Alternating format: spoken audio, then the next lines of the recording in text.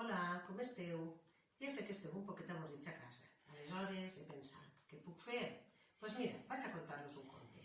El conte que us vaig a contar s'anomena El sol i la terra són grans amics. Escolteu, escolteu, que va començar. Aquesta història va passar fa molts anys, quan va néixer una estrela anomenada Sol. Tenia molta força i energia i ràpidament es va fer molt gran. Un dia, el Sol va dir a les estreles: Estreles, estreles, voleu jugar amb mi? Però les estreles li van contestar: No, que eres molt gran i em dones molta calor.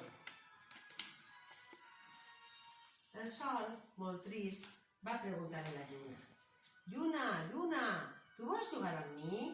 No, tinc molta son i la teua llum no em deixa dormir. Així va anar preguntant a tots els planetes, un per un, que si volien jugar amb ell, però tots li deien que no. El Sol estava molt trist perquè no trobava ningú que volguera jugar amb ell, quan de repent va veure allà lluny un planeta trist i oscur. Es va acostar i li va dir: Vols jugar amb mi? Sí, li va contestar. Aquest planeta es deia Terra. Des d'aquell mateix moment es van fer molt amics. La Terra cada dia anava donant voltetes al voltant del Sol i el Sol li donava la seva llum, el seu calor i la seva energia. El planeta Terra estava molt content perquè gràcies a la llum del calor del Sol, les plantes, els animals i les persones van poder viure i es van fer molt grans.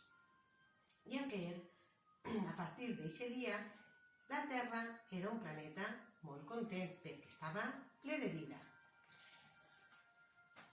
Els altres planetes,